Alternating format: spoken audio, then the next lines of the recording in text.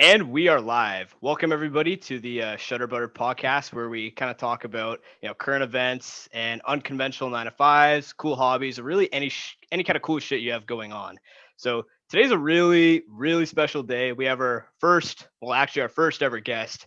He is going to drop some pure value about his journey in the comedy industry. So his name's Shiv. He's from the super large province, not just kidding, of Rhode Island. Uh, he started. He's from. He started off in kind of Rhode Island, went on to the Boston comedy scene, and recently got a residency in New York City at the Broadway Comedy Club. So Shiv, man, thank you so much for being on. I know this is a pretty big and shining moment for you being on this podcast, man. It is. It is a big moment for me. I Yeah. don't get invited to do this that much. Like I'm honored that you picked me. Like you could have picked anyone. Exactly. I mean, this podcast is just. I'm just. No, I really do appreciate it. I like Shutter Butter. I like that name, Shutter Butter. That's like kind of little. It's fun. Sounds funny.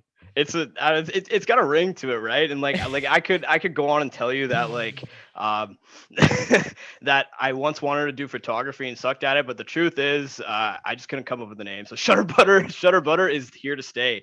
So yeah, man. So for those of us who don't really know you, can you kind of give us like a 1 to 2 minute intro of how you kind of got into comedy and how you sort of like went down this rabbit hole? Yeah. So it is a rabbit hole. I'll tell you that. I did get very tunnel visioned into comedy. So I got into it in all honesty, my freshman year of college, I was lonely. So I know that's not, funny to say right up front, but it'll Ooh. get funny. And I'm getting a little sad here, man. Like, what's going on? This took a dark turn. Yeah, you have a comedian on, and he's just like, yeah, and he's just talking about, oh man, like, so this is horrible. Yeah. You have a comedian on. I just kill the energy constantly. No, so that was it. But I played a lot of tennis in high school. I was very competitive. I was super focused on that. So I was very wired to like, I want to improve at one thing. So in college freshman year, I didn't really party. I didn't want to be in part of like a fraternity, or I didn't want to drink a lot. And so like, I didn't want to just engage in stuff like that. I wanted to have like some sort of purpose. It used to be tennis. I used to play all the time, but then now I was like, okay, I want to find something else that I can get better at. First semester, I just did focus on academics, typical Indian, just, crack down on the books, got a good GPA. Yeah, man. Doctor, lawyer, engineer. One of those three. Yeah. So I was still in business school, but I did well in my classes. And then the second semester, same idea, just studied a lot, but I didn't talk to anyone. I didn't really have a social circle. So it was a little tricky that way. But then I started discovering comedy. I watched like Russell Peters, do his thing. And I'd seen him a while before then, but I saw him again. And then I saw Steve Carell in The Office. And that guy's priceless. Steve Carell.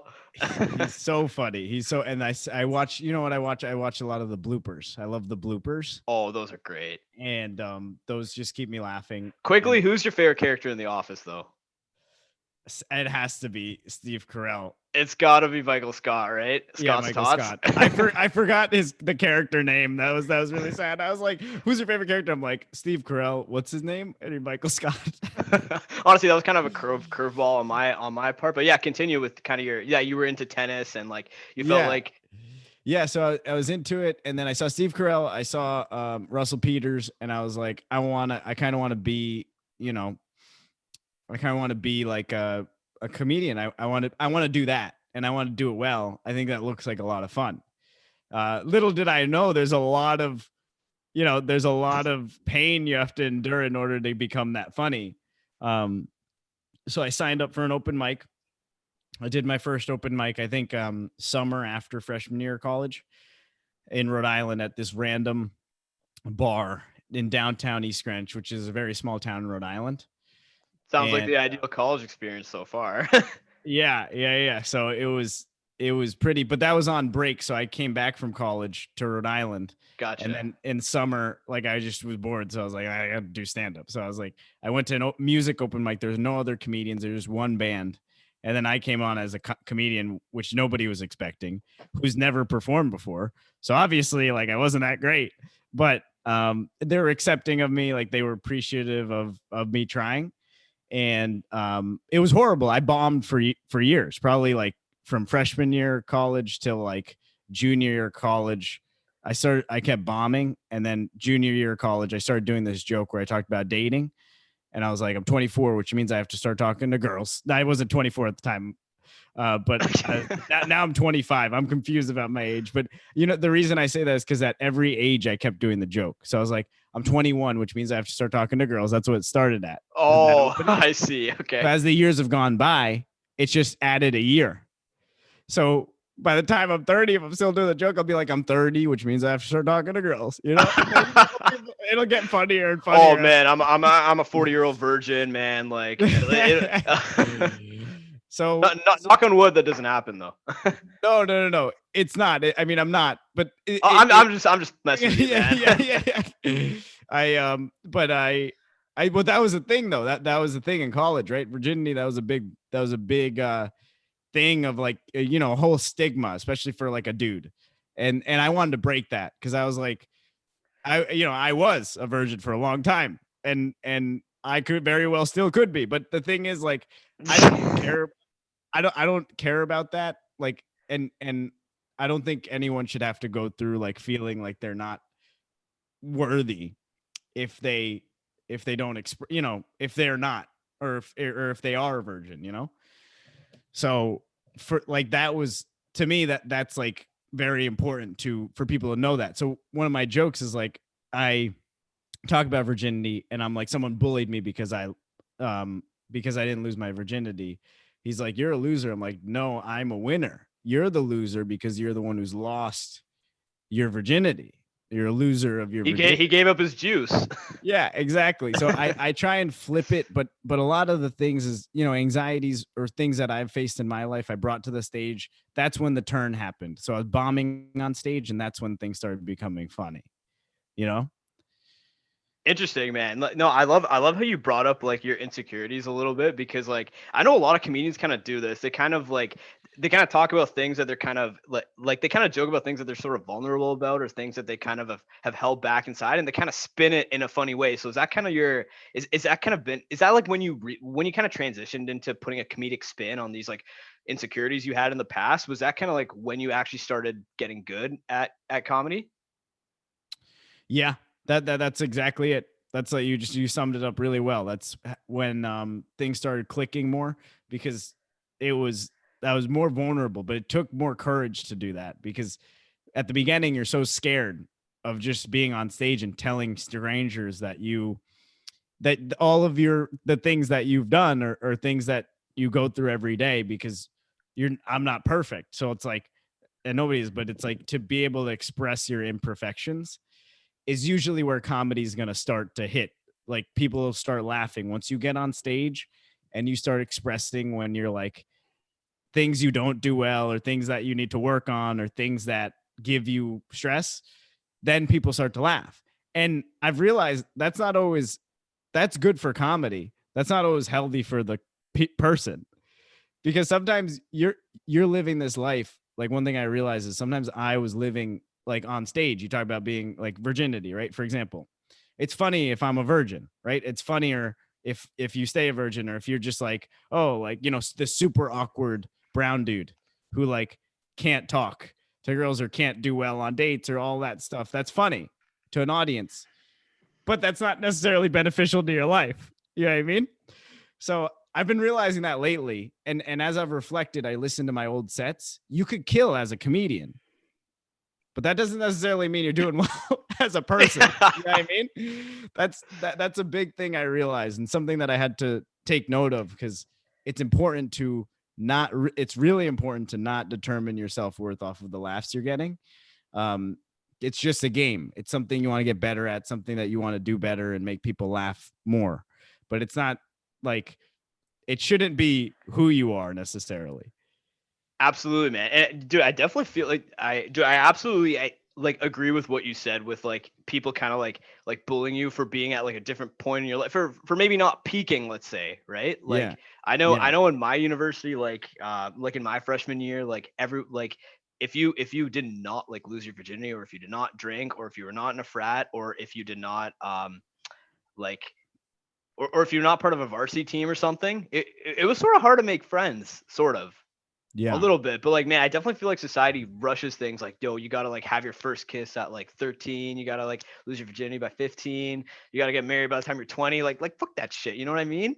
Yeah. So I definitely Yeah. feel like because you're so do you think like because a lot of people probably have these like same insecurities too, right? So I think you're Yeah. probably like the audience is definitely like probably reciprocating like, man, like I know somebody like this, because I can tell you like I was definitely that person that you just described, like in at least my first year of college too. Yeah. Yeah, and I still am. I always will be a little bit. Not that I'm fully I develop, but I'm just saying like that'll always be a part of me. Those insecurities. But I think you're right. Those, you can connect better with people, and I think being very honest is like the best thing you could do, because I think it's refreshing. I think a lot of people, I think generally in everyday life, the great thing about comedy, you listen to me, it's not just my comedy. I listen to a lot of other comedians. We're in a basement on a Thursday night. There's A 5 to 10 basement. of us. It's actually really sad from the outside looking in. But when you get into comedy and you start to enjoy it, like you're actually listening to people's stories, and it doesn't matter. It doesn't matter that you're in a basement. It doesn't matter that you're talking and a few people are laughing. Like you're just enjoying those moments, and you're enjoying hearing someone else's story. And I think at the end of the day, in order to become a great comic, you have to become a better person first, because it requires you to sit through 2 to 3 hours sometimes of it, almost on a nightly basis, of listening to other comedians and you performing for like 4 or 5 minutes in New York. So there's a lot of patience that has to get developed. Absolutely, man. Yeah, I was just gonna ask you, because you started off like in this industry, like uncomfortable Shiv, like shy Shiv. How'd you go Yeah. from like shy and uncomfortable Shiv to like badass Shiv? I desensitized to like all sorts of rejection, and just like just stand up and say like whatever shit comes to your head. Like how'd you go from uncomfortable to just super comfortable with actually being a comic? And like, was that kind of gradual, or do you think it just like was it just instant? Nah, definitely gradual. And I feel like there's more confidence now, but that's not to say you don't, it's not desensitized. I would say you learn a lot, especially being in New York. That I became tougher in New York because you'd go and do mics and people wouldn't laugh, but at a show, people would laugh hard. So a lot of times when you were doing jokes in a mic or something, people wouldn't laugh. That doesn't mean you're not funny. That just means that on that night, those people didn't laugh. And yeah, you can adjust and get better from that. And you can become even another level of funny. When people are silent, you're pushed to do better. But also, you know, that that's a good point, because it's like the resilience factor went up as I kept doing it. And as I was out on my own, and I'd walk to open mics on my own, like on a Sunday at 2 p.m. and people are going to brunch and drinking mimosas. It's like I'm at an open mic working on jokes, and I'm only performing for 4 minutes, and maybe I only got one small thing that could have helped me as a comedian that day, and it doesn't add up immediately. So having faith is a big part. I think you have to have faith in having faith you can get over those rejections or people not laughing more. um and then you can overcome things more. You're just you can take that pain, and once you realize, oh my god, I can get up in front of an audience, go, you don't want to fail, but if you do fail, you keep getting up. That's what builds so much strength. You know what I mean? It's not being funny right away. The best part of it is that you had to go through a lot of tough times, and that's going to help you so much. Oh man, like dude, this is where I think we actually have a lot of like overarching beliefs, because like you were talking about like slowly getting out of your comfort zone, like gradually, right? And it's just like, man, so many people would probably quit after like way before you even would have, right? Because you said you've been doing this for like 6 years, right? Yeah, about trying to Yes. think. 20, yeah.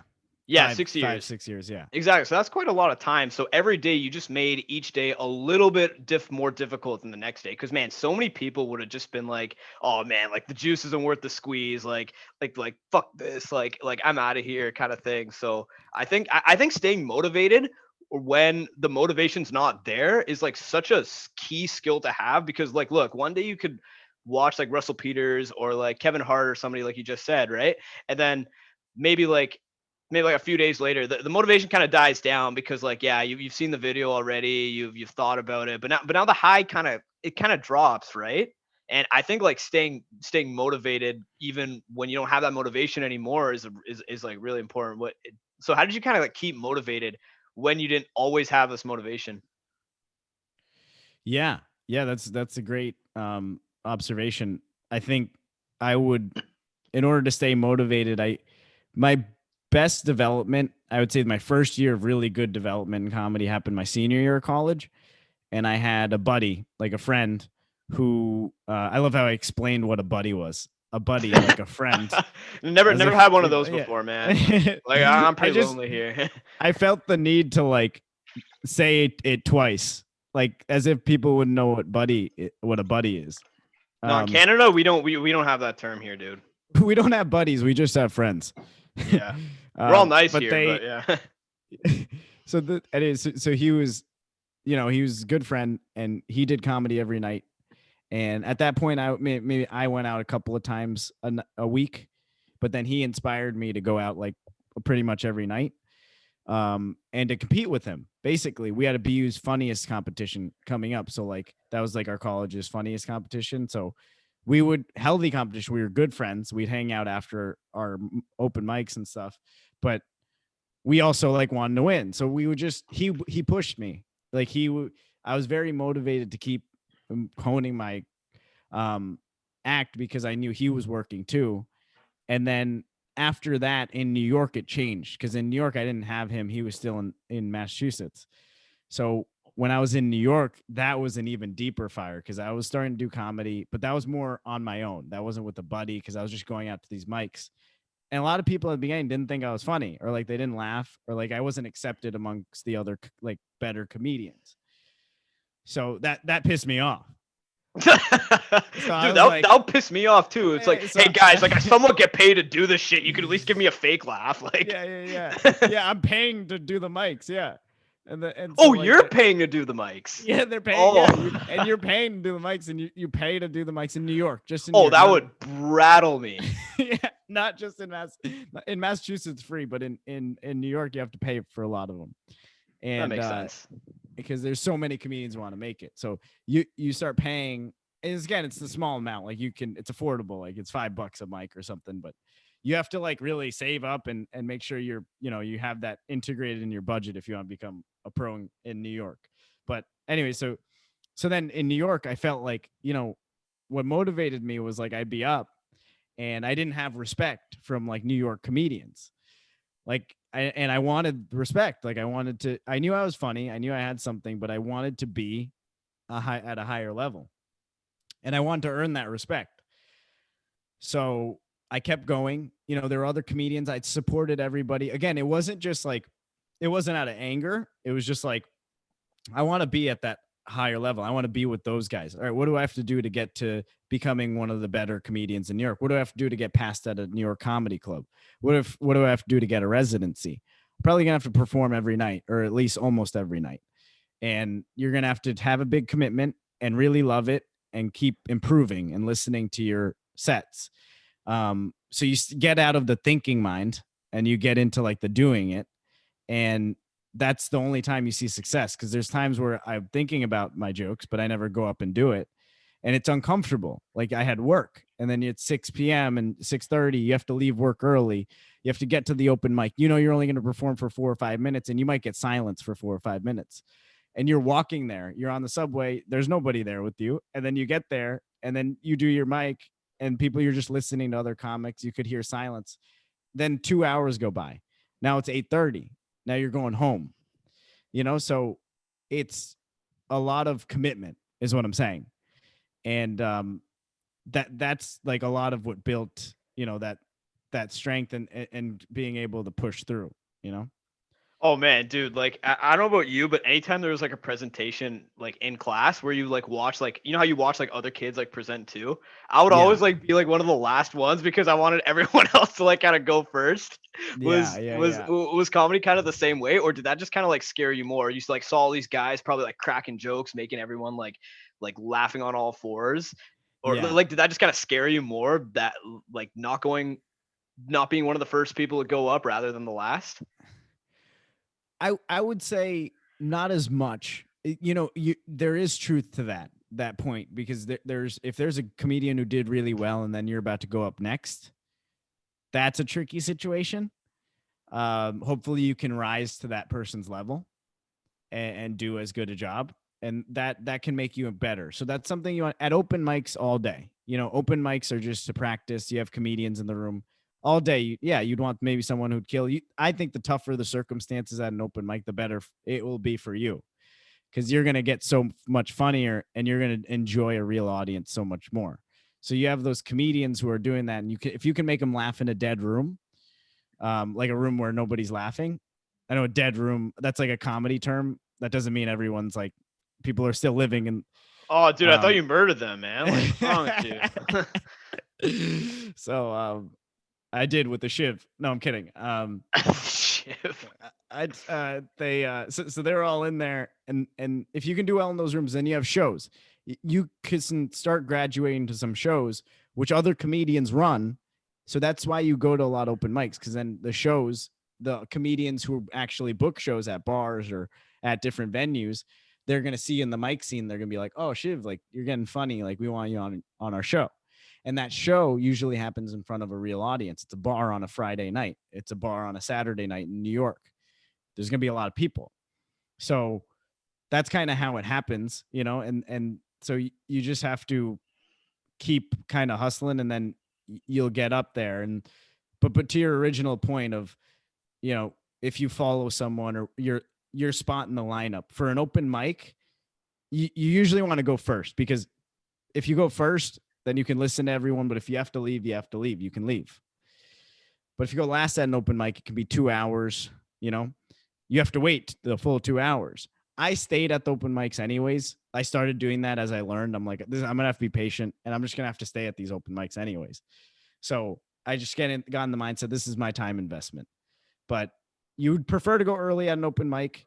At a real show, you probably don't want someone. It's probably better to have someone less funny, and then you go up. Absolutely, man, dude. I 100% agree with that. So in this case, the opposite. Like you actually want to be one of the first people to go. Then you kind of get the stress off. And then you can kind of observe everybody else, right? Because I feel like if you're just waiting, you're like if it were me, because I've never done comedy, right? Like I'd just be like, oh god, like man, my turn's coming up. Like yo, my chest is getting tight. Like this is like Yeah. this ain't a good feeling. Like, it's good anxiety because I guess like it's kind of like forcing you to get out of your comfort zone. But like I'm curious though, like Yeah. what was kind of the because you were doing this throughout college, right? So what was the age demographic here? Because you said you did you bust like a few hours outside of Boston University to get here, right? Yeah. Yeah. Wait, say again. So, but outside of Boston University, I did. Yeah, so this is like outside of university, right? Yep. Yep. Oh, for comedy. Yeah. Just to like do the and be in the scene. Exactly, yeah. Or actually, no, you Yeah. said you were working, I think, right? In Boston, you're right. So I was in school, and then I did comedy on the side. And that was outside of the university. So it was like I was doing that separate. In New York, I was working at Macy's, and then I did comedy at night after work. Yeah, this podcast is sponsored by the largest store in the world, by the way, guys. Yeah. No, I'm just kidding. Yeah, man. Don't get into legal trouble. We're just Oops. Yeah, man. Yeah. But like, what was the demographic like there? Was it like a lot of like older people? Was it kind of people from college? Like what were Yeah, the yeah. So it was mainly in Boston, young adults. It was young adults usually in Boston. If you got a good night, like a Thursday night or something, or couples who'd come in, it would vary in a bar. Um, in New York, when I got the residency, it was just it was a lot of tourists. So it was a lot of just people who came to visit Manhattan, and that was kind of cool. And then But then in the random place, like in Boston, it depends on where you go up. But if you go up at a professional club, those are always the best. You're gonna get audience members who are usually tourists, or people who want to see like a professional show. They're usually couples, or just like families, or I'd say a lot of couples. There's a lot of couples at comedy shows, like I could definitely professional. see that. Yeah. Yeah. Yeah. So, but generally younger. Most people are younger. There's some people who do show up who are older too, but I'd say majority like between 20 and 30, maybe. Yeah. Around 20 to 35, maybe. That sounds like a pretty like intimidating audience, because I was gonna say at these open mics, if they were just all like old people anyway, and then nobody laughed, like if in your head you were just thinking, you know what, fuck you guys are old people anyway, and then just like Yep. just to make yourself feel a little better. Obviously, it's just an insecurity, but like it sounds like a pretty intimidating crowd, like 20 to 30. I feel like that's because those are like actually like young adults at that point, right? Yep. Yep. Yeah, man. And you also mentioned that at Boston University you were doing uh you did like a who's funniest competition, and and when I was doing a little bit of research, you got top six. So you mind like elaborating on how that like whole experience was? How like did you think you were gonna make it that far? Or That's awesome that you knew that. oh, That's so dude, I'm great. I'm the best at this at this Yeah, talking yeah, game, dude. yeah. Top yeah, top six. You're right. I did finish top six. I that was 2018, the BU's funniest finals. So I think, they only place number one and number two within the top six. I highly think I was number three, but that could just be a petty belief, right? Anyone could say that who came in the last four spots, but I genuinely believe that. And I did have a good set. I thought I could have gotten number two, but I knew the guys who were ahead of me, and they did really well. Junior year I got in the final six too, but the girl who won that, she was really funny. She deserved it. Same senior year too. Um, they both deserved it, whoever won. But yeah, that was, you go through the semifinal stage, then you have the finals. Finals, like family was there, like a lot of people from college are there. It's the funniest finals, right? It's like who's the funniest person on campus. Like it was a big event, and they'd get sold out. You know, Yeah, man. so it was like it was so much fun. It was fun. Number one, the energy was very high. The laughs were huge because it was college students supporting you. And think about it, like Jerem, like my friend and I, like we would go out and we'd do open mics, and we'd just be in front of like jaded, sometimes like jaded adults, just like adults that had seen a lot of shit, and like they just couldn't, they just They didn't can't laugh want, anymore. or like they're less inclined. They will laugh, but they're less inclined to, When you say seen a lot of shit, do you just mean like they've seen enough? They've like just been through.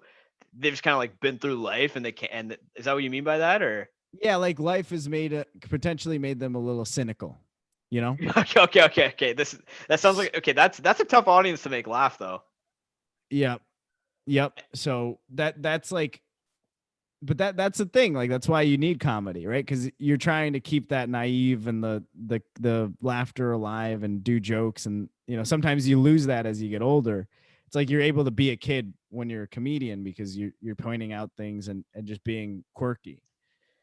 I see. And then like during this like Boston University like who's funniest competition, was it Yeah. like one round you do kind of one round and then you move on, use another joke for a few minutes and then another joke, or is it just like you only perform once and then they just kind of sort you out Yeah. through the rankings? Like how's it sort of organized? Yeah, so the semifinals, everyone they just kind of look at an application, get you in. So if there aren't too many people who do a lot of stand up comedy, so if you do a lot of stand up comedy and you just perform at open mics, like they'll probably give you a shot, put you in the top 12. That's just from an application. So that's nobody's performing to get into the top 12. And then they just decide that the people who run the event, they'll look at your application and just say, which could be skewed if everyone did a lot of comedy, because only a few people on campus did it consistently, including me. It helped me, so I'm not going to complain. So, They clearly anyways, did. yeah, so I got in junior year, and then I got in senior year. But I got in junior year, I could say I made the finals right last year. So senior year when I applied, I'm like, I made it to the finals. I should totally get in. Like then I was a shoe in to get into the thing, into the competition. But what happens is between the semifinals, once you get to 12 to the finals, you have to do a set. I think it was like 5, maybe 7 minutes. And then you do 7 minutes, and then the judges like, and it's like, I forget the weighting of it, but I think it was like 25% judges, 75% audience, something like that. And so the judges had a big say. Those were like comedians, like who did a lot of comedy in the scene. They were older, like they're good at comedy and at stand up, like almost professional. And then so those were the judges, and then the people who were watching are just BU students. So you get a mixed score from both of them, and like you tally up all the votes, and based on those weightings, whoever was like the top 6 move on. And then same thing for the finals. That's a pretty cool achievement though, man. Like top 6, and then you got it in junior year and senior year. Yeah. Yep. So you I could have been. Yeah. Graduated on a high note then. At best, I could have been the 3rd funniest person on campus both years. At Oh, worst, dude, I could have that's been the unreal. 6th funny. At worst, I could have been the 6th funniest person on campus both years. Dude, take it. You got 3rd. Screw it. I got 3rd, but yeah. So it was a good time, and I don't even know. Comedy is such a different thing, and it's not really a group activity. I was actually gonna get to that because like you were talking about like how lonely you were, right? Because I guess you didn't have tennis anymore, and tennis was your passion, right? Yeah, and there was a tennis team, right? Like Yeah. and So I meant to ask about that. How come you just like quit tennis for good? Did you just not want to play D1? Because I know Boston's a D1 school, right? Yeah, they are Division 1, and I did actually give it the summer before freshman year of college. I trained really hard. I went down to Florida to Bolletary, which is like a tennis academy in Florida, and like a lot of professionals train there, like a lot of great players. So I trained there for a week, and like I made it to like a really good group, and again, like I had a lot of momentum building for tryouts potentially. And I worked hard. I exercised like really hard every day. I was in great shape. And then tryouts started coming close. And there was an assistant coach who I knew from growing up. He coached me. And he told me, Shiv, like, if you're going to make it on the team, you're going to have to like crush one of our recruits. Like, you're going to have to crush them. You can't just beat them. You have to crush them. And then I got a little scared of that because I was like, I was confident I could maybe pull off an upset. Like, I could beat a recruit because I was so well trained, so fit. But the problem was when he said that, I think mentally I wasn't as strong back then. So I was like, I don't want to try because I don't want to deal with the hurt of trying and having lost. That's life and everything.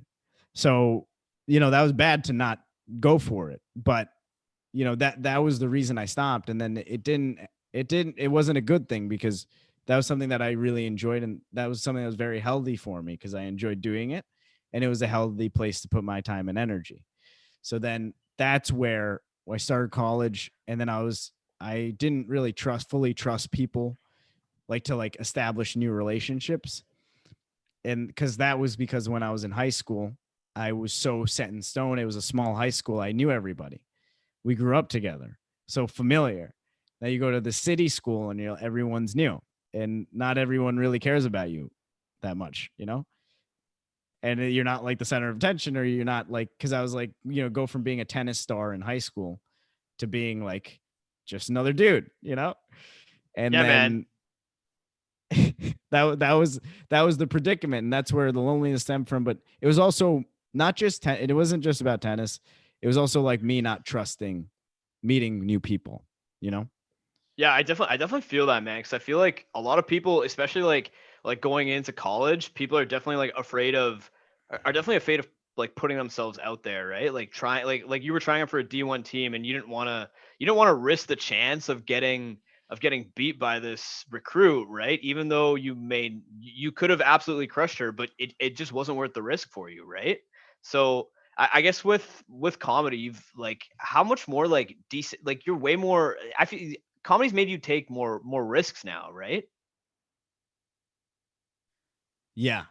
Comedy, that's a great point. Yeah, because it was so uncomfortable, and like getting out of that comfort zone was, like you said, it's very hard for anyone, and it sucked at the beginning. Like I'd be in these bars and alone, and I would take I'd take a subway, then I'd take a bus, and I'd just be alone. Like nobody even knew I was doing it, really, you know? And none of your college friends are like putting the same amount of effort that you are to bus and subway like outside of Boston probably to these open mics.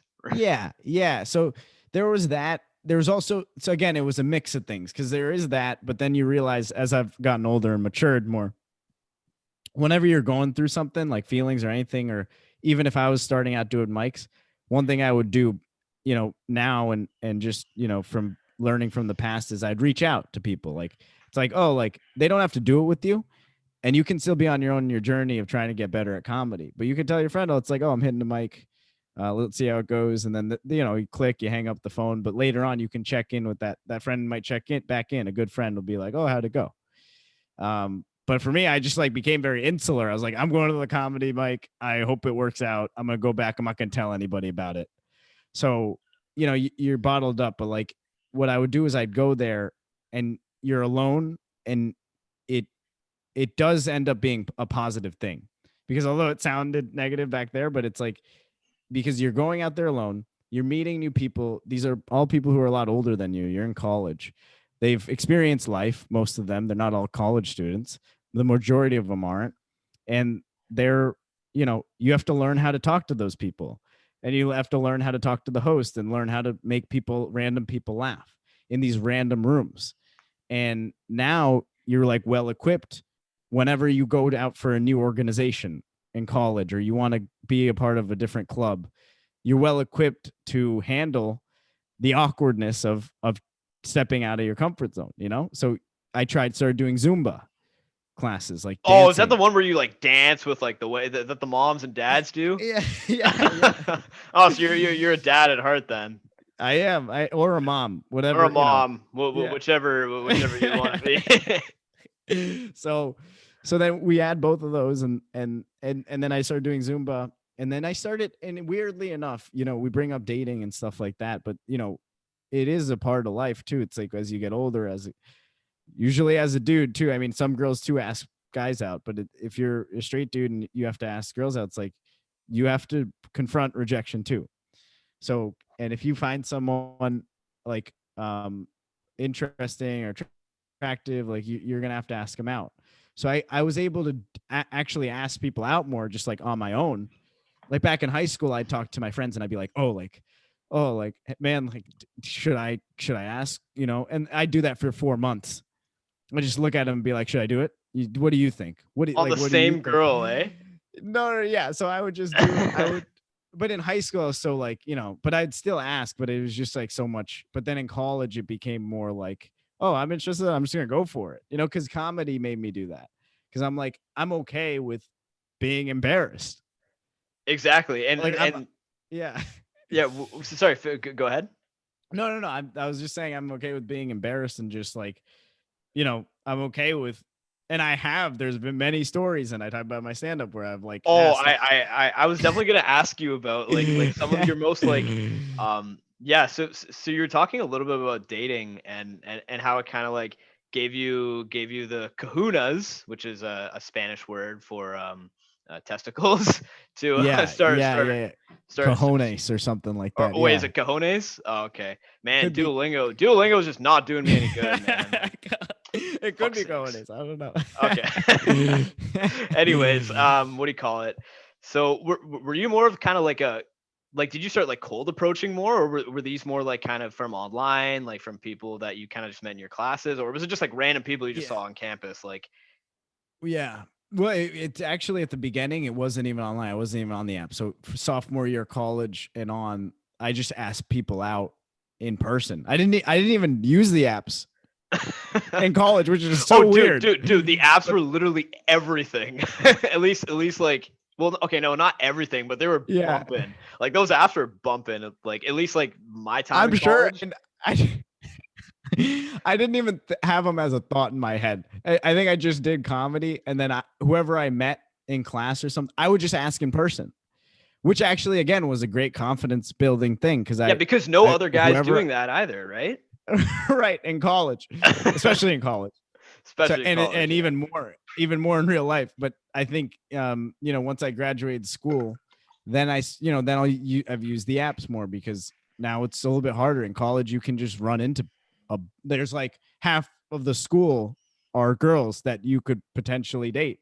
So but for me, it's always been, and I'm weird, and I know a lot of guys have different takes on this, but I want a meaningful relationship, right? At the end of the day. Aww.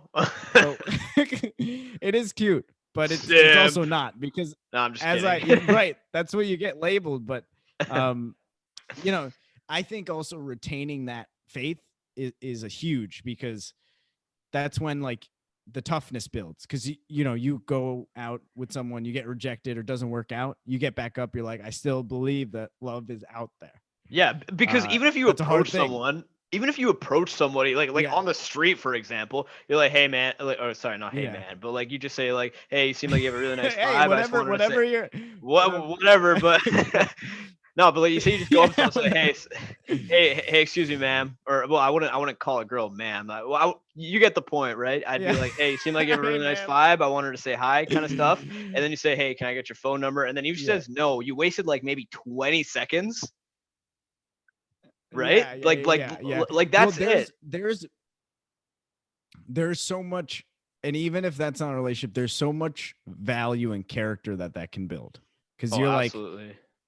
obviously you're not in love with this person you're asking out because you just saw them for the first time, but you're building the confidence to just like be embarrassed, like you're okay with looking like a fool. And that's what bringing it back to comedy, it's like too, it's like when you're okay to look like a fool, like when you're just okay with that, then a lot of things open up and a lot of opportunities open up, because you don't care. But I've never specifically done that, because I know a lot of like some YouTube people, and just like in general, like the advice is to do cold approach. I think doing activities that you do, meeting people through there, is ideal. I I'm not agree a with that because Yeah. there's more familiar. There's more familiarity there. Yeah, and if you're focused on your interests and doing what you want to, like again, you're not searching for that. I mean, if you want to do it as a challenge to yourself, that's okay too. But I just think generally what I've learned as I've gotten older too is like, if you're doing things you like, we're podcasting right now. Like I like podcasting, like, or like if you're doing anything, like if you're watching a movie, you can watch a movie. It doesn't matter what you're doing, but if you're just okay with just doing those things, and going to the gym and doing a Zumba class or doing whatever you're doing, like, you're gonna meet people and you're gonna grow your network. Like, you just have to stay social and keep getting out there. Yeah. It's gonna happen. It's gonna be okay. I think what happens too with the apps and stuff is like, and I've been I say it, I'm not saying it to preach, I'm just saying because I go through it and I still go through it, but you can feel like needy. You're like, oh, I really need someone, right? especially Dude, especially in the 2020, sport. 2020, man. Especially Everybody in the like literally quarantine. on the apps, Yeah. like they just went off. And dude, the I problem with I the I I've gone off on it too. Like, I mean, I haven't gone off as much, I'm sure, as much as some people, but I have gone off. I'm gonna be honest.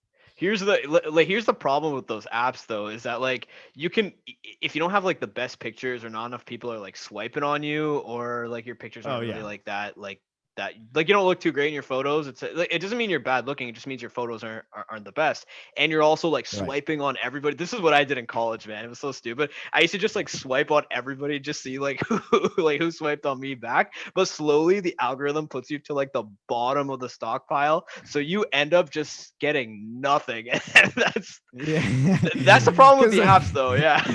they realize what you're doing. They Yeah, yeah, realize yeah. what you're doing and they penalize you. So yeah, I'm still Yeah. waiting for my consultation with Tinder about that. No, I'm just Yeah. Yeah. And one thing things I'm realizing too is controlling things, right? So, absolutely, man. Yeah. as you, like, even you have social media, you have the dating apps, you have all of that stuff. And it's like, one thing that I've been learning and getting better at, not, again, I can always improve and get better at it, but it's like you limit your time, or even if you use it, like sometimes I don't use it, but if sometimes you do use it, it's like, let's not go on a swipe binge, or let's not, like, because the at its core, when we do, like, I feel like when I do those things, it's not out of a good place. It's just like, I want to date someone right now, like, please, right now, like, but you got patience is so important to developing a relationship too, right? Like, you can't just like dismiss something. Yeah. And that's another tough thing with the apps I'm realizing too now. It's like, you can meet someone, but there's this pressure of having it like work quickly because it's Oh, technically dude, dating. neediness is like the biggest turn up. Like guys or girls can smell blood from a mile away Yeah, if the other yeah, person's needy. Like it's the most annoying. Well, even yeah, even if it's you, like you don't like being needy either, you know? yeah. I've been needy. I mean, I totally have been, and I think it's a hard balance, and it's not straightforward because if you like someone, you like someone, Absolutely, but man. it's also like it's just a balance. I just think the apps kind of make it harder in general because of that pressure to make it, if in your mind, and it's been in my mind, and I'm letting go of it a little bit, but it's like, it's always been in my mind. Okay, you match with someone, it's like, all right, things should move fast, like you should accelerate, you should go on dates quickly, and it should be a relationship. If it was meant to be, it should happen fast, You're watching but too I'm many of the realizing commercials. too many rom-coms, and so, like, Yeah, if you so, but then what it actually is like, oh, like, you meet someone, you guys talk, you hang out, and like, maybe over a longer period of time, even 6 months or a year, even if you're just not just seeing each other, like, you could end up forming a strong relationship. So I think that mind shift and patience is so important, oh, I agree like, just being 100%, dude. patient. Because like we were talking about how like society kind of pressures you, like has this pressure on you to like get a girlfriend, like have sex and all this, like all this stuff. And really, it's Well, just a choice. Like parents also are a big factor. Yeah. that's true. Oh, and also growing up in like we grew up in like minority families, grew up as minorities, right? And like where like that kind of talking Yeah. about that stuff is kind of taboo, right? So then when all these Yeah. when society like our out like the university society or our high school society and stuff starts saying things like, oh, you gotta get this done by the time you're 18, you gotta do X by the time Right. you're like 12. I don't know. It just like Right. puts more pressure. It like exactly what you said, man. Like if you try and force the patience part like out of the equation, you're just gonna be Yeah. way worse off. Like if like for example, like you talked about like virginity was a lot of your was a big hot topic for your comedy. If like Yeah. at the time, like when you were still kind of like going through that phase, let's say, Yeah. if you just tried to like go over like just try and fix that because like, oh shit, I need to lose my virginity because everyone's telling me to, you Yeah. would have been in a way worse off place, Right. like Right. mentally and like Well, it, yeah. yeah. Yeah. That's so true. There's people who stay abstinent till marriage, and it's fine. And it's It's just fine. Like, who because they cares? because they think it's fine. Because they think it's fine. Yeah. It's So, when people tell you it's not fine yeah, that, like, yeah, it's like, oh, like, well, it's when it's people tell, but when you listen, right? It's like, because you do, and that's what I've done. But it's like, you listen to people, and you're like, oh, I shouldn't be. But you got to be careful with who you surround yourself with, right?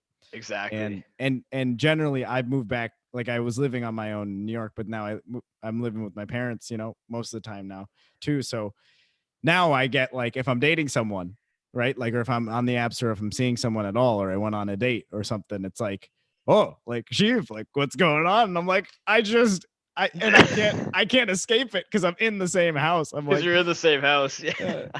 But that's There, what a lot. Yeah. Go ahead. no, a lot of people like definitely like go through the same thing, man. Absolutely. But hypothetically, how has like the comedy, like getting into comedy and getting like a lot better that you now that you're actually like you're actually like your Insta handle is Shiv the Comedian. So now that you're let's say now that Yeah. you're actually like a comedian, Yeah. how has that kind of helped in like the dating game? Like is it like do you find that that's like a big that kind of helps you a little more? It is interesting you ask that, because a lot of the first questions I get when I start talking to someone is, they ask about my podcast, and they ask about comedy because I talk about that. But Oh, that's coming. Don't worry. yeah, yes. We were talking about dating and stuff, so like I Yeah. But that's a lot of the times, like, what happens. Like, it's like, oh, stand up, that's cool. I'm like, it's really not. You don't want to know about what happens behind the scenes. No, I'm kidding. But it is cool. It is cool. Doing stand up's cool. But yeah, it becomes a source of conversation. I think less now, because you could say you do stand up, you can explain it to someone that lasts for like 10 minutes. So it's not a huge thing. It's something that's interesting to start a conversation, right?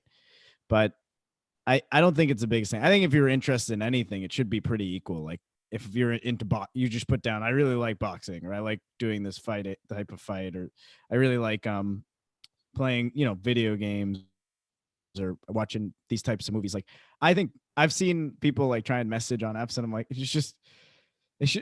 like you don't have to think like everyone should be friends at the beginning. There's nothing. Exactly. No, man, you got to put like the best bio. You got to put the best everything. Just do or die. Yeah. Yeah, man. I think it's super chill. So a lot of times, but you're right. People do ask about that. It's something that most people don't do. So obviously you're going to be interested, Oh, for sure, man. And like I know you were talking about you've definitely had like some weird moments and weird like cringy kind of times where you kind of Yes, um many. tell me about like the worst time where you just got up to an open mic, your head like you drew a blank, your chest got tight, and you didn't know what you were doing, and everyone's just looking at you. It's so quiet that you can literally hear a pin drop in the room.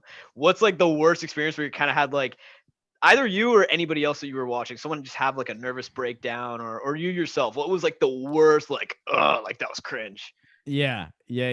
That's there's quite a few, because it's the comedy scene, but one stands out to me. If we're talking about just me, um, I did a show at Emerson College in Boston, in Massachusetts, and I went up for 7 minutes, and I tried doing crowd work at the beginning, and I said that someone's name was weird.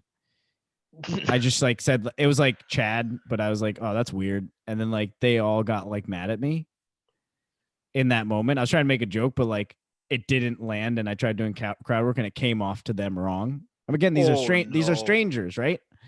Like it's not like us talking. You've known me for a little while, and we've been talking for a while. Like, if I made a joke and it didn't land, or if I don't mean any malice. But the thing is, when you go in as a stand-up and you have a new audience in front of you, they don't know like you. So your first impression as you start performing, as you start going up there, like that beginning part's pretty important. Those first 20 seconds, you want to get a laugh. So I tried doing crowd work. Not only did I not get a laugh, they turned on me. Like they didn't like me. So all of a sudden now I'm starting to do jokes, and like everything just kept missing. It kept missing. It kept missing. And I was just like, and things that have worked, things that would normally work were missing. And I just kept going, and I still did my set. So And do you have like a list of like jokes that like every time you go and perform, is there like a whole list that you have? Okay, if A doesn't work, I'm gonna use this joke, and then eventually like dad jokes at the bottom of the list or something, or so you do have a list. I mean, as I got more experience, I stopped having a list, or you have a list, generally what you're going to talk about. So you put, like, I write in my notes, but because I've done it, jokes longer, now I'll like, you have your jokes lined up, but you're also more experienced. So you can pull out a joke when you feel like it's necessary or you want to, and you should understand your flow better of how like it works. So I think there's like a natural kind of thing that you learn as well. Just going at it, you're like, there's this natural ability you get of like, I know what'll make an audience laugh because I've been up here so much. So you'll have these random thoughts or these random gestures that you'll start making that'll make people laugh just because you've internalized them in order to survive as a comedian. Because you're trying to entertain people, and a lot of things you think of off the top of your head, if you're going up on stage almost every night, you're thinking like a comedian. And once you start hosting too, like I started hosting shows and mics, then I had to go off the cuff a lot. And when you have to go off the cuff, you're forced to start thinking like a comic. Like you have to have funny thoughts. And that's when you really start kind of doing well, because you're like, oh, okay, I just have funny thoughts now. I just go up every night, and my brain is wired to think funny. Yeah, yeah, because guys like Russell Peters, you were talking about, he was kind of like a little bit of an inspiration for you. And yeah, some of he's not too big anymore, but like in his peak, probably like 2013, 2014, maybe a little bit earlier. yeah. He's in like I think he's in like Sydney, Australia. You can watch it on Netflix. and Yep. he's talking, right, and as he's you can tell like that joke is kind of finished, and then he'll just pick somebody from the crowd. He'll be like, "Hey, dude, what's your name?" And it's like an Asian American, like a Yeah. Chinese guy, and Yeah. I think his name was Peter. Do you know the one I'm talking about? Where I think his I've name, seen it, but I don't remember the name. I'm pretty sure his name was Peter, and then he just started going, "Oh, Peter," like Yeah. like an age. But then I forget exactly what the joke was, but he Yeah. connected it like so well to whatever the joke was. But it was just so circumstantial. Like he just happened to be standing there, and then like as the jokes went on, he connected something back to Peter. He So kept going back to Peter. Yeah, yeah, yeah. yeah, Great comics can do that. Yeah, yeah, yeah. yeah. That's a So great that there's skill. no preparation there. That's all just straight experience, right? Yeah, yeah, yeah. And there's skill there too. Like he has a lot of great improv skills. So like he can just do whatever in the moment. And that's just a natural talent too. Like being able to, but that's developed too. If you host a lot, again, hosting is more important. If you're going up and doing a lot of comedy and you're just doing your jokes that you wrote down, you're not going to develop that ability. You have to like actually start to engage with the audience and learn that comedy is not just you saying your jokes. It's you reading the audience and figuring out their energy and then reacting to how they're reacting to your set. You have to like, but that's something you can only do when you're experienced, because at the beginning you're just trying to say what you wrote down. But as you get experienced, you start to read how people are reacting to what you're saying, but you've said it so much that you can start to pick up on how people are reacting and then do something about it. Man, that's so interesting that you said that because I'm pretty sure like the Broadway Comedy Club, like your professional club is kind of it specializes, well, I don't know if specializes is the right word, but its thing is improv comedy, right? Yeah. Yeah. And That they no, the main thing is an improv. So I'd say for Broadway Comedy Club, it's stand up. And then for the People's Improv Theater, there's another theater in Manhattan that's mainly improv. Um, but I think Broadway just mainly focuses on stand up. They could do some improv shows, but they give a lot of opportunities to stand up. I see. Interesting. And then what do you call it? So do you ever fear that maybe like one day you might, because Russell Peters has kind of like gone off like he's kind of off the radar. I don't know if you've noticed, but like we Uh, don't really hear much about him anymore. And why is that? Is that because like his jokes have kind of like stopped like being funny, or he's like said them too yeah. many times, or like why is that? Like I actually am not sure, because Russell Peters is actually from like a suburb like pretty close to me. He's from my hometown. Yep. So Yep. I watched him growing up, and he did the same thing that you do, where you know how you kind of talk about your insecurities and you put a comedic spin on it. Yeah. I think the one that made him famous. Well, I'm not sure if this made him famous, but it's the How to Be Canadian. It's like the How to Be Canadian stand up, and he talks about how Yep. his like insecurity was, being from an immigrant family that that immigrated to Canada, and kind of like not fitting in, right? Like being a fish out of the water, and Yep. he talks about how his dad was like, son, today we are going to be Canadian and we're going to have a barbecue.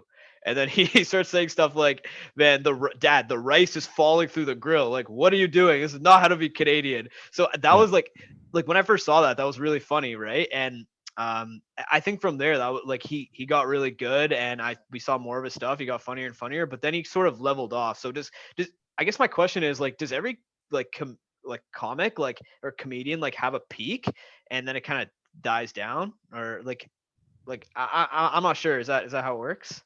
Yeah. No, I think it is generally how it works. It's hard to tell how it works. It's entertainment. It's a little bit of a crazy life. You bring that up. You talk about Russell Peters. He's great, but when you break down what a life of a comedian entails, or even any rock star, but especially comedians, also musicians too, to a big extent, like it's traveling constantly. Like he's going up there, like he's away from family constantly. He's performing a lot. And Yeah. in the entertainment business too, it's similar to music. Like you'll have some smash hits, like you'll have some pop songs and they'll hit the top of the charts, but everyone fades. Everyone, even Jay-Z, like he's got to, he has great, and he's been great over decades, but at some point it's entertainment. You're gonna fade, like unless you have like, but if you have businesses, like Jay-Z has businesses, and like you have, Michael Jordan too, but it's like those types of people, last longer. But generally in entertainment, it's just a blip. So Russell's videos that were really funny, that was him at a young age. He had some really funny content, came up with some really funny stuff. The audience loved it. At a certain point, you know, he still has potential to have another great special, but you have to start from zero again. Every time you finish a special, he has to build another hour. And building that hour is the same exact process that I do in New York. He goes to small comedy clubs and he works on his jokes. And I've seen him at like a smaller comedy club in Rhode Island, like at the comedy club here. I performed there, but he like did like an hour and he just worked on new jokes. And you have to do that. Now there's so much uncertainty, right? Because now you're going to develop a completely new set, completely new jokes, completely new hour. Not like, I mean, it's very unlikely that everyone's going to hit like that first one in Russell's did, like that one of those first clips, those YouTube videos that went viral. So it is normal. To answer your question, I would say it's very normal to have big upsurge and then you're not down. It's just the public eye. It's entertainment. So it's just the public. He could still be working on his hour because those jokes don't resonate with people as much. We are like, oh, he went down, but comedy's subjective too. So it's like he could be working really hard and have great jokes. You could have a really like a killer like sketch coming up right now, and then like by the time like we stop talking about this, then he like maybe in a year or two he could have like another tour planned or something. So you're right. It's definitely subjective to how we view him. Yeah, and you could, especially with comedy, something we talk. I don't know if you Tom Brady, right? He won the Super Bowl, 43 years old. Right? Never heard of him. Who's that again? So he but he won at 43 and he's redefined, but that's something that's physical. It requires a lot of physical strength and you have to be in great shape. Comedy's not something like that, right? So it's just as long as you want it. Like he could extend into his 50s or 60s. George Carlin's an example of that, Yeah, man. And like who else were kind of like inspirations for you as like wanting to be a comic? Because Hassan Minaj is somebody I watch a lot, right? And I love how he kind of like spins like politics in like a comedic way. At least like in his show, The Patriot Act. I love watching that. So is there anyone else? I know there's like I know there's Amy Schumer and stuff. A lot of people don't really like Amy Schumer for whatever reason but yeah, like who were kind of your go-tos? I would say I do like Kevin Hart. I know some people don't. Oh, he's awesome, man. But I love him. I saw him live, which was great. And so that was a lot of fun. And then I love Pete Davidson. Big fan of Pete Davidson. I think he's really pleasantly awkward. And then but I can relate to that. And I really like Pete. I really like Kevin. Those are like kind of the two current ones that I probably see more of now. I like Bill Burr. Bill Burr's great. Bill Burr's underrated. This is controversial. I mean, I like Louis C.K. for his comedy. Not for what he made in the news for, but for his comedy. I like his like I think he's a comedic genius. I think he's the way he writes is really funny. If you watch any of his specials, it's ridiculous. They're like so funny. The jokes that he does, and they're so self-deprecating, but he's so smart when he does them. I don't actually watch him. I did hear about the little incident. We won't really get into that too much, but but I haven't really. So he's like what makes him a comedic genius? Is he just? Oh my gosh. He's just, I don't know. He's just so measured, and everything he says, like it's like a surprise on his face, but he in his head, he's so smart. He's doing it on purpose, but to the audience, it looks like he's like having these thoughts like randomly and like, quickly. And he's just going through it. And I just feel like he's so smart and he breaks down his comedy so much in his head. And the audience just like sees this really funny thing in front of them, but it's just like next level funny, I think. I'm definitely gonna have to like look him up after we finish. Yeah, but, some of his stuff is just ridiculous. Like I don't know if I've seen anything quite like his level of joke writing and just like his his I don't know, his comedic ability. It's so unique. And it's more like Kevin Hart has a lot of physical humor. He has a lot of energy. He is very funny and he can act out. He can do good act outs. That's why I And love him. He just has that, like, he's like a little ball of energy, yeah, like 5'5" guy. One of my favorite ones is the one where he's like talking about how he like went to a zoo and then there was like an ostrich there or something, and then he like yeah, got back in the car and then the ostrich is like, but he did that so accurately. Like his face was like that was priceless. yeah. So that's good. And then His you know, story is incredible too, Kevin Hart. Like, yeah. I mean, His stories are great. He has a very very smart comedic brain. I just think people like Louis C.K. It's like he didn't rely as much on act out, so his joke writing had to be so good. Same thing with Pete Davidson. Pete Davidson's good with his facial expressions, and his joke writing is really solid too. yeah, no, absolutely, man. And since that you're a comedian now, or like anytime you go to hang out with your friends or hang out with anyone, are people just saying like, "Yo, spit me a joke right now, Shiv, let's go. I need a joke right now. Let's go. Come on, man." You know what a lot of people say? They say you should put that in your bit, or you should put that in your set. That kind of used to annoy me back in the day. People used to do it more, but now people don't do it as much. I mean, obviously, comedy with stand-up's not as happening really right now as much, but people would say, yeah, like people do that. Do that too. They're like, if I'm in a work meeting, people find out I'm a stand-up comedian, they're like, Shiv, go, and I'm like, I'm not like a gesture, like I'm not like. You're I'm like a not little like, puppet, like just like the entertain. clown at the birthday party. Yeah. Shiv, blow a balloon. Like, no, I'm not gonna. So I'm like, that's basically how I interpret it. They're like, oh, like blow a balloon, and I'm like, no, leave me alone. I'm a person too, I'm a person. But yeah, the way it's weird. Like the way I develop comedically too. It's like even when you go to parties or anything social, like, and you're put on the spot, I have a lot of like comedic tendencies, and I had a more probably when I left the city because I was doing comedy so many nights there. But you internalize these quirks that are making people laugh because you're on stage every night. So I still always am going to have that in me. But the more you get on stage, the more like, and I know I talked about earlier, your personality not being, the amount of laughs you get shouldn't define your value as a person. I agree. But a lot of what you say on stage, especially if you're a personal comic and you're saying what you're feeling and your anxieties, there's a lot of truth in what you're saying on stage and who you are.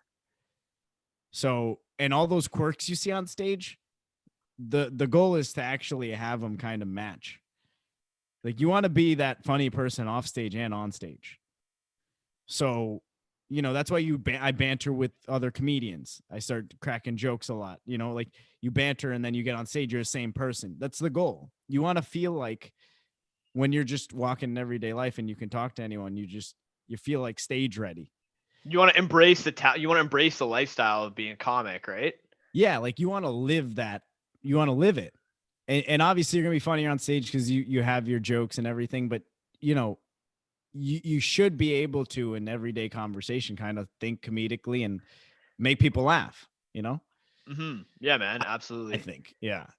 And okay, I don't know if you're allowed to say anything because like you kind of have to keep like your like jokes to yourself, but are you allowed to tell me any joke that like didn't do well, like any horrible joke that you did just for the listeners to just kind of hear? Like, I don't know if they want to hear. I think they'll stop listening to me. No, man, no, come on, let's go. Or any joke that was good or was not good. It can be either or, but you just don't really happen to use anymore. Anyone that's good, I use because those are so rare. It's rare to find those because you go to open mics and you just eat so much, you eat so much crap, like just like trying to do jokes because you just get so much silence. Okay, hit me with a bad one then. Yeah.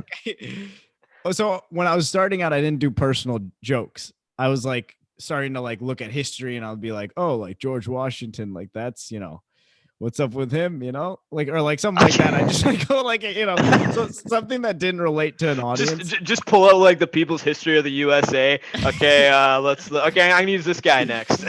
Yeah, or I'd be like Usain Bolt, he's pretty fast, right? He's as, and then I'd be like, he's as fast as a lightning bolt. Like I was just doing like similes. Like I made it like an English class. I was like, oh, maybe if I like say something powerful, like people like, I don't know what I was thinking. I was like, if I say Usain Bolt's as fast as lightning, a lightning bolt, like that's not like nobody cares, right? It's like Okay. they know Man, that. I will say this though. I do feel the cringe even in your own voice. Like I feel the cringe of like being like a secondhand, like having secondhand embarrassment for you there. But Yeah. that wasn't horrible. That's not the worst thing you could come up with. Right, but the thing is the way I deliver it now too, right? Because I'm talking to you, but I've had a lot of experiences doing comedy, so I know like okay, if I say it this way, it'll be a little bit funnier, you know. But when back in the day, I was just going up there and I just said that without any like comedic. I just had no confidence, no nothing, you know. So I was like, I said, what do you call a bear that sucks honey? Like that was one of the things I said, and I Bear was that like, sucks honey. I have no idea. Like and then I said, and then I paused and I said a honeysuckle bear. And then you laugh, you laugh, but the room was dead silent. And yo, I wanted to crawl. I just wanted to crawl in the ball, just like go home and not do anything. you know this reminds me of okay, Yeah. first of all, with that bear joke, I actually love like corny dad jokes. So Yeah. like I don't know, I'd be the one trying not to laugh if that makes you Yeah. feel any better. But Yeah. I um appreciate it. I I need people. I need you. I need people like you. dude, just I'll fly right over to New York and come back to Canada and then quarantine for 14 days, man. But Yeah. what was I gonna say with the yeah, like with the like with respect to some of the jokes that you were making, like I know you also said that you were in like you watched other people perform at these stand-ups, right? Or at these Yeah. open mics. Did you ever Yeah. see anybody else like kind of go through like go through a nervous breakdown or just kind of like also get kind of scared because it's out of 200 people there's got to be a few that definitely like get freaked out, right? Someone's had to have had like some kind of nervous breakdown. It couldn't have just been you, right? You must have witnessed something. Yeah, usually what happens is people who have breakdowns, it's not like a breakdown of like people start crying on stage. Like usually that doesn't happen. I've never seen that, but people get nervous, start talking faster. I've done it when I started out. I did it more. You get nervous, you start talking faster. You know, you start trying too hard because you realize it's not working. Um or even more common, sometimes that happens, which I think is even better than the other the other thing that can happen is you go up and you're new and you just run through your jokes, but the same thing happens, but you're just running through them. You're not acknowledging what's going on in the audience. So like if someone's going up for the first time, something that's going to help them is like having a lot of humility. Like you don't want to go up there and just believe all your jokes are going to work. That's a naive thing because you're just trying this thing for the first time. So say your jokes, say a joke, but then you could say a joke and be like, "Oh, like you guys actually laughed," Like I don't know, like you want to have a little bit of your personality, and a little bit of connection with the audience. So that's what I do. Like even now in the city, like even at this stage, like where I'm at, like in terms of having more experience, like I'll go up and if people laugh, sometimes like I'll just react to how they reacted. I'll be like, oh, if they laugh, I'm like, oh, you guys laugh, like thank you, thanks for laughing. And like I'll have a big dumb smile, and then like that'll get them to laugh more. And so like, but again, it's just like those little things that you just pick up on over time. Those little interactions you can do between jokes that are going to keep people on board and make them realize that you're one of them, because that's the whole thing, right? Comedy's built off of you feeling like you're the same level, right? Like Kevin Hart's doing a joke. All right, he wants to relate to you. He's going to share a family story, something that happened to his kids or something like that. It's like you can relate. He's a human being. So, and that's what I love about comedy too. It keeps everyone level, and everyone who does it, it's not like everyone had a college education or everyone is set up with a good job. It's like you could get me, like who I was blessed to be able to go to college and then get out and have a job, whatever. Like I had, I'm very blessed. But there's other people in the comedy scene who weren't as fortunate, but they're still doing comedy. So you're on a level thing. You're just laughing together. Yeah, man. I love how you brought out like how it's like you don't need a college education to be like a comedian. You can just kind of get into it, right? Yeah. And that's kind of the basis of this podcast, like non-conventional 9 to 5s and just cool stuff you people have going on. That's kind of like not normal that people would think, and hopefully like shed some light on other people. So what would be your advice to somebody who like wants to get into comedy, like doesn't really know how to do it? Like what would be kind of like your advice to them? Yeah, that's a great question. That's deep. I would say to someone who was interested in getting into comedy is that patience is huge. I think you have to really enjoy, like, get into it if you enjoy laughter, if you enjoy being around laughter, if you enjoy laughing, if you enjoy that, not just enjoy that, that's like what drives you. It has to like drive you. Like you have to love laughter more than the average person. You know what I mean? Yeah. Like you have to love it so much, and it had to have gotten you through. It didn't have to, for me personally, got me through a harder time because I was like lonely, but I was like laughter kind of was always there, and creating jokes was always there. So it doesn't have to be that deep, but it's like if you really enjoy laughter, you enjoy being around laughter, and you're gonna have you want to have thick skin, right? Like you're gonna want to be able to. You're gonna need. There's gonna be a lot of nights where you go out and you try and do stuff and you get no laughs, and you're gonna have to go back and listen to that recording and then go back and try something else. So, you know, it's tough, but if you do it too, like that's the tough part of it. But if someone, you know, from talking to someone, it's like it is tough, but once you get through it and you get funnier and you're able to go through those tough times and develop funny material, you're going to start to do shows. You're going to start to meet better comedians, and it's going to be very social. At the beginning, it can be lonelier because you're just starting out, but then you're going to meet comedians. Even at the beginning, if you're interested in comedy, you go to open mics, you're going to meet people.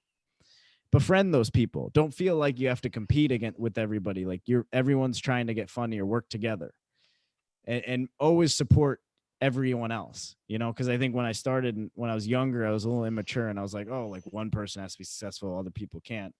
Like that's not how it works. It's like support everyone. It's the Indian inside of you. Yeah. So, but I've completely like done away with that. It's like support everybody, support everyone's dreams. Like that's how you're gonna do better too. It's just like support if you support everybody, because you can help people, they'll help you, and like just be very giving and loving, and like never even at open mics, if you're listening to comedy or if you have to sit through 2 hours of comedians, be happy that you're there and that you're able to listen to them and hear jokes. Like being grateful for what you have in the moment is the most important thing, and being okay with just being in open mics, like being okay with being in environments where you're not the superstar. Exactly. And like just be okay with saying like some of those like bear jokes that you did. Exactly. Yeah, man. And then looking back and laughing at them, like you bond, Yeah, like you can laugh at that, you know. like I don't know if you've seen like How I Met Your Mother. There's I haven't like seen what too much. Yeah. there's like one scene where I think like Marshall is like giving these like names of fish, and Mhm. he was like, what do you call what do you call a fish that like hits a dam or something? And then the answer is like dumb bass. And then like Yep. he's giving off names of fish like salmon. Isn't that funny, guys? Like he's saying all these lists of names, and everyone's just like looking at the guy like, what is going on here? Yeah, that was me back in the day. that, Uh, that's what it sounds like. But I like to and talk. sometimes still is. Oh, dude, it's all part of the process, man. I feel like it's just course correcting. Like, okay, like going from point A to point B is not like this. It's somewhat like that, right? That's a corny line that I just said, but like No, it's good. you've seen that like that meme. Well, I don't know if it's a meme, but it's like success does not look like this. It does not look like a linear equation. It's more like down, up, but the overall trend is like is this way, Yeah, yeah. kind of thing. But man, like another thing I feel like people definitely, and this doesn't just go for comedy, this goes for literally like any hobby or any like kind of career people are trying to like pursue, is that they'll think they have to go 100%, like be 100% perfect like on the first try, but that's not how it works. Like that just messes with your head if you think you have to do 100 times, if you think you have to like because it's too high of an expectation, right? If you try and go like, oh, it's Right. got to be 100%, like you're definitely gonna mess up. Like in comedy, like if you think, oh, if people don't laugh, I'm screwed, and then I'm sure you've gotten up, and then you've gone up one time, and then you're just like, oh no, they're not laughing. Oh shit, now they're thinking that I'm thinking that no one's laughing. Oh no, oh no, and then Yeah. the whole loop just starts again, right? So I definitely feel Yeah. like, Yeah. yeah, a little bit every time, right? Yeah. Yeah, and That's a great point. That's you got to stay patient. absolutely. And how is like the pandemic kind of like affected like your comedy? Like, are you doing like virtual comedy or anything like that, or are you just totally out of the game now? And like, how are you keeping the comedic muscles, blood flowing to the comedic muscles? Yeah. Yeah. So I would say, the podcast definitely is number one. That's what I do. Like that's try and crack jokes, make it lighthearted and I could really just be myself, but crack jokes there. I've done some virtual shows, not consistently, but that's one way. And then just talking to people. I mean, I've gotten into real estate recently too. So I talk to a lot of new people now because of that. And it's, I crack jokes there, but it's just being, and then even as an agent too, like I'm going to start doing, hopefully this weekend, I'll do an open house. So that'll be maybe I'll get a group of people or a couple walking into the house and I can explain to them in the house, but I can I can start being comedic again. So it's just those opportunities, just getting creative because, you know, right now it's a different situation, but if I also scare my dad a lot and videotape it. So Why does he get scared? Is it I that pop out of like a door or something, like I just oh and then I record him. So I have like at least like 5 to 7, maybe like 5 videos in the past like 2 months of me just scaring him really badly. by surprise, eh? That's probably my best comedic work this quarantine. Oh, It's just so just it's so funny. just scaring people from the side. Yeah, it's so funny. It's so funny to see him. How pissed is he at? How pissed is he after? Is he just like, oh ha ha, or he's like, Shiv, you asshole, and then he just like chases you around with like that Indian slipper. You know what I'm talking That's what about, he does. right? That's what he does. Yeah, yeah. He does that, but he doesn't like he doesn't like hit me or like once he gets up to me, he just like holds me tight, like just friendly, but he's like he gets very mad. Yeah. Oh man, listen, I like brown people. Like man, if you piss off your parents when you're a kid, they will threaten to kick your ass in a moving car, like anywhere where it is, man. Like Yep. at least like that's what I've been taught. So I don't know. Maybe I should try it out. Try to scare my dad. See what pops does. Yeah. Yeah, you should. You should. I mean, I highly recommend it, unless I don't want anything bad to happen too. So don't do it at like a Yeah, bad time. gonna make you sign a few forms. uh, Absolutely, man. But like, where can people find you if they kind of want to connect with you or watch some of your comedy or yeah. even go on your podcast? Because I know you have some podcasts too. So yeah, Yeah. where can they connect with you? LinkedIn is my preferred. No, I'm kidding. I'm Like- kidding. LinkedIn is I love LinkedIn. That's where you got to hit me up. I'm professional always, but now a that I'm a real professional comedic on yeah, LinkedIn. now that I'm a real estate agent, I'm actually gonna have to use LinkedIn more. So don't hesitate to find me there, Shiv Patel. But you'll probably get a bunch of Shiv Patels, but hopefully we have like a second or third degree connection or something. Whatever they do on there. And then, but we have more seriously, yeah, at Shiv the Comedian on Instagram, and then just Shiv Patel on Facebook. But Instagram's kind of where I put most of my stuff, and the podcast links there too, so you could check that out there. And then yeah, I'm gonna be doing some agent stuff there too. So right now it's at Shiv the Comedian. I'm thinking too, because I'm a realtor, it could be at Shiv the Camilter. But I'm still working that out in my head. Multi sport athlete. So if you don't see Shiv the Comedian, you could do Shiv the Camilter and see if that comes up too. But right now, Depending on when you're listening to this. yeah, yeah, exactly. So, but it's just evolving, and I want to be both. So, if you're looking to buy or sell, no, I'm kidding. I'm kidding. merch drops. Yeah. So, no. But yeah, if you want to see the comedy stuff and there's a lot of people too on the podcast and a lot of other people who do really cool stuff. So definitely check out my stuff, but check out all of their stuff too. That's on my page. There's like a bunch of other people, you know. That's sweet. And what about your? Tell us a little bit about your podcast, like what you kind of talk about on there, if people want to like get a good Yeah. listen. It's just based on virginity. So no, I'm kidding. Completely kidding. I'm kidding. No, it's all the podcast episodes, or like some of those people. Have you seen those like Instagram or those like YouTube ads of it's just like, are you struggling?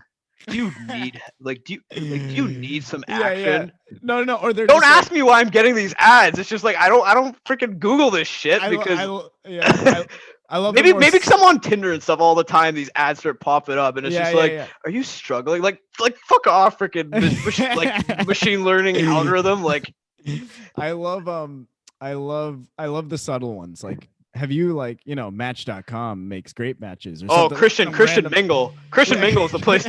It's like Christian Mingle. What do you mean? Yeah, let's go. Yeah. But so yeah, it is funny. No, it's not, for our listeners, not based on virginity. That is, so it's based that, but that is there. So it's based on different anxieties people face, like unique ones.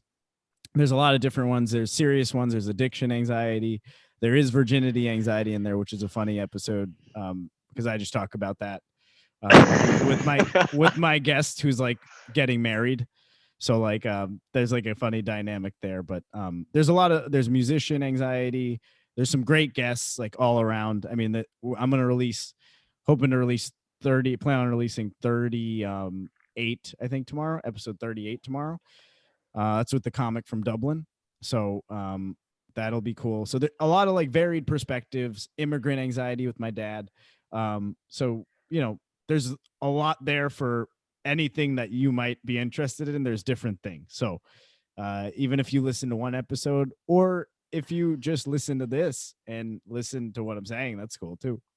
Nah, man, but like uncomfy convo. So I guess like the basis of it is just being uncomfy or being vulnerable, right? Which I think is such a huge thing to talk, especially like being minorities, both of us. Like I feel like being minorities, that's not really like talked about a lot, right? So definitely check out the Uncomfy Convos if you're interested. But I think we definitely got some good nuggets of information there from Shiv the Patel. If you're if you're thinking of becoming a comedian or even starting out, I think Shiv shed some good light on the career and kind of his journey. And I'd say he's, I don't know, man. I'm happy. I'm curious to see like what you make out of this, like where this goes, man. Like I would love to. I would really like. I know you're always staying consistent. You've been consistent for 6 years, man. But I want you to freaking go to the moon, dude.